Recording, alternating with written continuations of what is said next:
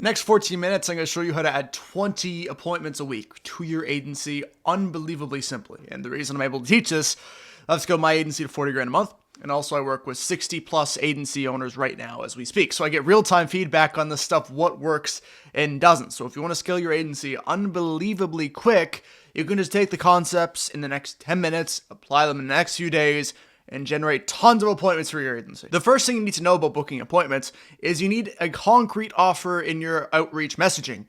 You can't say, I'll generate you leads and that type of BS. Truly, if you're vague in your outreach and you do not have precise numbers of what exact outcome you can get for this specific prospect or the specific niche you're reaching out to, this is an automatic indicator that you're just going to fail instantly with your outreach. What it means is that you're going to get ignored instantly because they've been reached out with that same outreach message like 10 times a day for the last 3 months. They're super used to it and need something different, okay? And every single day they get hit with dozens of variations of like, we'll help you get more clients using ads. Okay, so what we need to do here is separate ourselves by using a core offer. And if your outreach says I run a marketing agency and I help service-based businesses get more clients, you're done before you start. So what you need to do is exactly this right here. We guarantee 15 appointments in 30 days, or we work for free. You only pay per deal I book for you. And people don't buy what you call marketing. They don't buy what you call surface level things and not actually explaining exactly what you can get for them.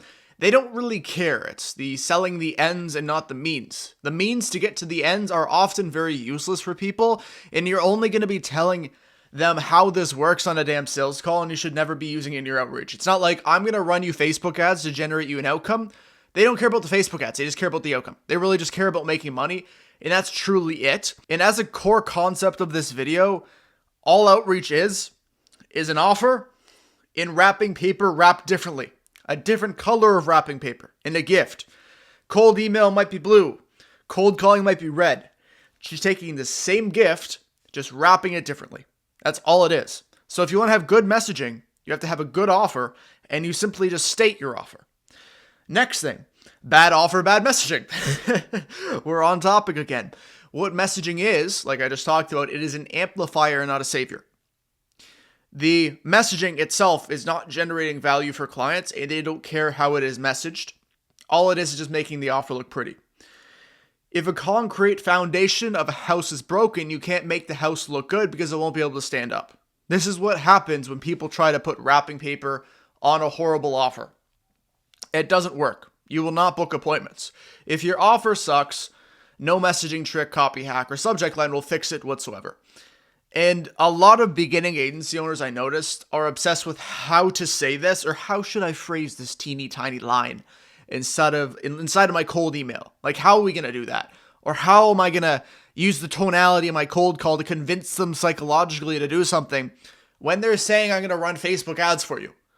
Nobody cares about your tonality. They care about what you're saying. This is the really important thing when we're talking about having a really good conversion rate in outreach messages. And you can have mid-level copywriting and still book calls if your offer is elite. I still say I'm not a fantastic copywriter. I still say my ad copy is like decent, and I get other people to do it for me. But I have a damn good offer. And I know how to make damn good offers. It's one of my strong points. And that's why my offers, that's why my ads, that's why my cold callers all kill, because they're stating a really good offer. So visualize this like a pyramid. This is what I made this morning, and I really thought this was useful for the video because you can visualize how this may work in your business. Bottom, core offer. We're going from the bottom of being most important, the foundation of your outreach, to the top being less important but still relevant. Bottom is core offer, like we just talked about. You have to really have a really good offer. Next is niche product market fit. So does your offer actually stand out in a niche, and do they really want your thing, and do they need help with your thing? Do they need some pain point to be taken off their shoulders so you can handle it? That's a good question to ask. If you're reaching out to landscapers for content, for short form content, or you're reaching out to landscapers to run TikTok ads when none of their avatar target clients are on TikTok, then who cares about it? That might be their mindset. So you might want to do your needs research and discover, is that actually their mindset about your service? Because if they don't care about it, if they don't want it, then don't sell it. Next thing, proof and credibility. If you have a testimonial in your outreach messages, and you can simply just state that we just got John 3 deals in the last 90 days, this is extremely beneficial to your outreach and can really move your conversion rate up a few percent, especially in ads, especially in cold calls, especially in any form of outreach. So it's unbelievably important. And if you are a beginner and you don't have any case studies, what you can do is just state you don't get paid until you get them a result. You work on a complete paid result basis. This is the best defense against having no case studies when you're talking to potential prospects. You just replace a case study that you would have, but you don't have it. So you're going to say you work on a complete paid result basis and make that explicitly clear. Next, messaging and outreach message. Okay. So what are you using to send messages? What outreach method are you using here? Is it going to be Facebook? Is it going to be LinkedIn? Is it going to be cold calls? Is it going to be ads? Is it going to be, let's say, Twitter, X, whatever the heck it is? Because you have to realize, this is really important, that each platform has its different styles of texting people on. Here's an example. If you're doing cold email, you're not going to say, hey bro, lowercase u, what do you mean, WYM, short forms in your text. You have to make it more professional. It's email, okay? When you receive an email, it's often very professional and it makes a lot of sense and it's written very well. If you're DMing someone on Instagram, you might purposely put spelling mistakes.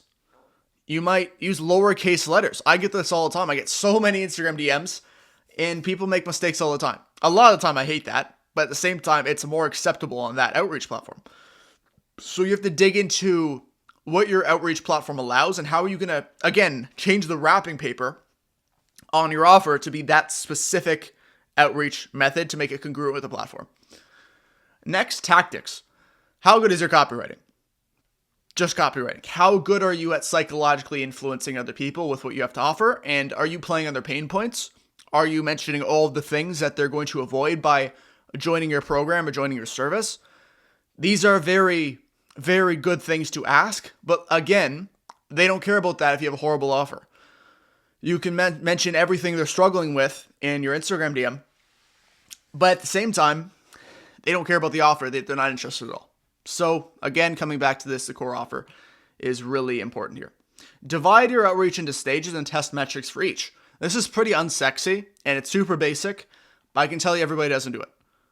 Most people don't do it as agency owners when they're starting out, and it costs them information and feedback loops to make their outreach better. I'm going to give you an example of how you would test this as an example with cold calls in a second. And a lot of the time, outreach isn't just about sending more. It's about isolating each part of the process so you can diagnose what's broken and fix that specific piece. Volume is a very key point of doing outreach. It's crucial. At the same time, you can send less and get more quality for the outreach you're sending if you know exactly what people like and exactly what people do not like. Very key point. No matter the channel, cold email, cold DMs, cold calls, break down your process into measurable stages. So we're going to use cold call as an example here, but if you're doing cold email right now, you're going to test the open rate. You're going to test the deliverability. Is this actually going to people's inboxes or are you going to spam? Is it 10% open rate or is it 90% open rate? What's the conversion rate on an email to a sales call? These are very obvious things you need to be tracking. Or you simply are just guessing on what is working, and guessing games do not work in business. You have to have predictable data sets to make decisions off of. Let's use an example of cold calls here. Let's talk about an opener. It's the first line you say to somebody on a cold call when you're calling a business. What you can track is the percent of people that get past the opener. That's in metrics. So you can see, is my opener good or not? What's the percent of people getting past it? Next, hook. You can say we work with niche in Toronto to get them 3 listings on a no effort paid result basis in 90 days. And you can test this copy. You can test this hook using your offer in your cold call and see what's the percentage of people that are getting past it. What we're looking at in all of the outreach messages is what's the throughput from the first message to booking a call? What's the overall throughput? Then in that whole process of the outreach system, you have many subsystems that go on. It could be the opener. Again, it could be the hook, could be the pitch. Then you measure the percent of people that get to the pitch, and then you measure the percent of people that get to the CTA, and then you measure the percent of people that get to the booking. And you need to break down outreach like this and stop saying my script isn't working because you just haven't tested anything. I talk to people all the time. They say, my script isn't working. I don't think cold calls work anymore, Joe. I'm like, how many have you done? They're like 60. It's the worst thing to do. You haven't done anything. You truly have not done anything. The data to make verifiable judgments, to actually have data in a feedback loop to make your next script even better than last time, you need 500 cold calls to be done. Or at least need like 300. Don't do 50 and say cold calls don't work. You're just not good enough yet. Put in the reps, get the feedback loop, and improve every single time, and then you will be doing very good. Next point is always aim for volume then quality. I talked about improving your outreach just now, but in order to improve your outreach, you need to do a lot of it, like I just said. At first, outreach is a volume game. And don't overthink personalization. If you're sending like 10 minutes to send a cold DM because you're personalizing it, but you only send 10 a day, as an example, you should probably just personalize it less and do like 500 DMs. Truly. Once you've tested angles, then double down on the best ones and refine for quality. So once you have the throughput of 5, 6, 7 sales calls on your calendar a day from the outreach you're sending, but you're like, the 5 people out of those 7 are not as qualified as I want them to be. I want people making over 10 grand a month. I want people in the real estate business getting at least a deal a month through their real estate business so they can afford my service. Great. So now you're booking all that volume in your calendar. You can now qualify more in order to get people you actually want on the sales calls with you so you can close at 30% instead of 10% now. But first, you need that volume because you need to actually get good at it first. And also, you need to take the damn sales calls in order to learn how to sell. So don't just go, I'm going to optimize and qualify day one when you haven't done any cold calls. No, get the volume through. Then once you have volume, you can determine what type of prospect you actually want. And don't try to act like you're too advanced for brute force when you haven't even validated an offer yet. People say, I can't sell or this offer isn't working, and they've taken 3 sales calls. Like I just talked about for cold calls, but the exact same thing for sales calls. It's just pain avoidance of people not wanting to stick through the pain of doing volume for a long time. And they get hung up on the hour a day it takes to do cold calls. But that's what you need to do. And volume creates the baseline, and then quality turns that baseline into consistency of closes from that specific volume. And this is also applicable to ads when you're doing inbound ads for yourself in your own company. Eventually, when you're making 5 to 7K a month or 10K a month.